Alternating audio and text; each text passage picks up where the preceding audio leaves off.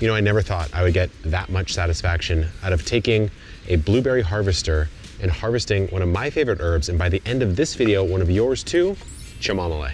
Chamomile, or as non-epic gardeners call it, chamomile, is a beautiful herb and also one that most of us know for its use in tea, but by the end of this video you're going to know how to use it for something other than tea. A beautiful use case from Anna on our team. But let's talk about the history of it. It is a member of the daisy family and it looks like a mini daisy, so that makes sense, but it's been used all the way back to 1550 BC, where Egyptians used to offer it up to the gods. Offerings of the flowers were given to the sun god Ra. King Tut sandals were decorated in chamomile, and then the oil in ancient Egypt was used to anoint the dead, including the body of Ramses II. Pliny the Elder, the man, not the epic beer variety, wrote about using it to treat all sorts of different ailments, and it can also be used as a natural dye, and it gives textiles or whatever you're dyeing kind of like a yellowish straw-like color. When we get into the varieties of chamomile, this is where it gets a little bit weird. What I have here is German chamomile. This is the chamomile that most people think of when they think of the word chamomile. It's the one that we have seeds for right here, but there's also one called Roman chamomile, which is actually a different species and grown as a perennial. So for the purposes of growing, we pretty much only recommend using German chamomile, and the beauty of this one is it's grown as an annual, so every single year you replant it, but you'll find that it is a ready self-sower. In fact, I did not plant any of the chamomile in my garden, and I have it here, here, here, and even out here. The thing to know about starting chamomile is that there's really two options. One would be to do what I'm about to show you, which is to start it indoors. Do this about 4 to 6 weeks before your last frost of the season. Or if you want to get a little wild, you can just go outside and scatter sow it in an area where you want it to be, and it'll then self-sow year after year most of the time. But if you are going to start it in a tray, this is the tip you need. Just take a look at this seed. This is one of the smaller seeds out there. It is tiny, and so you need to surface sow it. It does not want to be in the actual soil. So I did a pretty healthy dose there, scattered sowed, and then I just lightly press it down into the surface with not wet hands, so dry hands, otherwise it'll stick to you. And then to get it nice and moist, it really helps to have your seedling mix pre-moistened because it's very delicate. So you don't want to like throw a shower setting on top and have it just all blow away. So I like to use mist. From a distance, I kind of hit it like that, and I'll give it a healthy little dose. And because it is surface sown and very delicate, it wants a little bit of humidity or moisture retention. So you can use a dome. We have these little epic dome tray things, but whatever you can do to kind of cover that and keep it nice and moist. And then it transplants actually quite easily. In fact, the stuff that I'm growing, it's self-sowed, but over at Jacques' garden, he dug it out of the cracks of bricks in his front yard and transplanted it into different areas of the garden to get his going this season. So you got your chamomile in the ground. How do you actually care for it? This is the easy part. You don't have to do a whole lot here. It does like to be irrigated. It wants some good amount of water. Doesn't need it though. If you don't want to, it is pretty drought tolerant and it'll flower as soon as it starts to get warm. The only problem we've ever really run into with chamomile is because of how frilly these leaves are, they can tend to get hit by powdery mildew, especially lower down on the stem. So if you're really noticing that, I might cut it out, or I might kind of strip those leaves off, or just kind of let it be. It's so bushy and vigorous that a little bit of powdery mildew is not enough to dissuade you from growing it or just letting it keep going. The only thing you have to think about is how to know when to harvest it. And while it is fun to give the chamomile the old hand boop, sometimes it's a little time consuming. There's a lot of chamomile here. So Jacques and I found this blueberry harvester.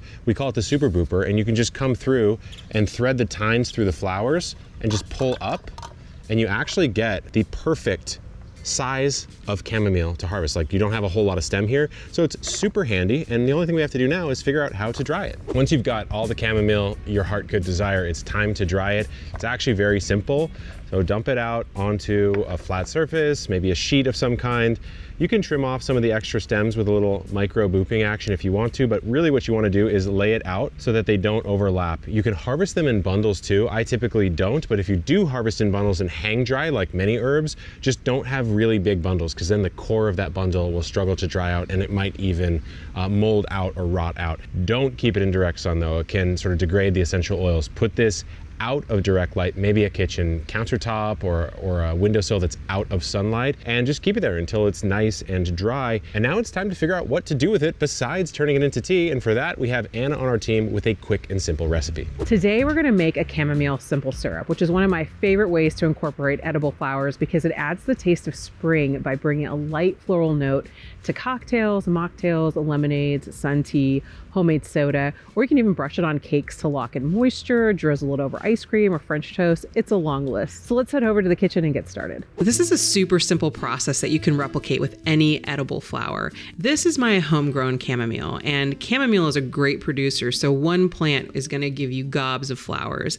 And I just lay the blooms in a single layer and let them dry out of direct sunlight. And you can see how bright white the petals are, and the centers are this deep yellow. And then this is the store-bought chamomile. And if you don't have the space or desire to grow your own, that's totally cool. I haven't really noticed too drastic of a difference in the taste, but for aesthetics alone, the difference is pretty significant. Simple syrup is typically done in a 1-to-1 ratio of water and sugar, and if you like a thicker syrup, you can do a 1-to-2 ratio of water to sugar. I go right in between, so for this recipe, I'm doing 1.5 cups of sugar. I'm using a light brown for this, and it's fun to play around with the different sugars to see what you like. Dark brown, light brown, granulated, all of them have a slightly different flavor profile, so just have fun playing around and experimenting. I also like a stronger floral taste, so I use a 1/4 cup of dried organics for my recipes, and you can adjust this to your taste, of course. Put all of your ingredients into a small saucepan and bring it to a boil. Once it starts boiling, you're going to want to lower the heat to a simmer for about 3 to 4 minutes until the sugar dissolves, and you're going to give it an occasional stir. You'll start to notice that it's starting to smell really lovely and florally, and so you know that all of the magic is working here. Then you're going to turn off the heat and add the lid to let everything steep for about 30 to 40 minutes. And then I like to strain the organics out while it's still a bit warm because it's not gotten thick or too sticky yet, and it allows you to really squeeze out all of that essence out into the simple syrup. Now that you've strained out all of your flowers from your syrup, you can store it in a glass jar in the fridge for about 3 to 4 months. I like using these types of jars with a spout on it. They're syrup jars or vinegar jars because it allows the least amount of air to get to the syrup when you open and shut it compared to a wide mouth mason jar. So have fun experimenting with different flowers, with different types of herbs, with different types of sugar. You might just stumble across a flavor profile that you love. I don't know about you, but I'm pretty excited to make a chamomile simple syrup myself. We might see it over on the Epic Homesteading channel where I talk about what to do after you grow everything in the garden. If you want to try growing chamomile, grab some German chamomile seeds from us at botanicalinterest.com. And for more herb goodies, check out our playlist right here. Good luck in the garden and keep on growing.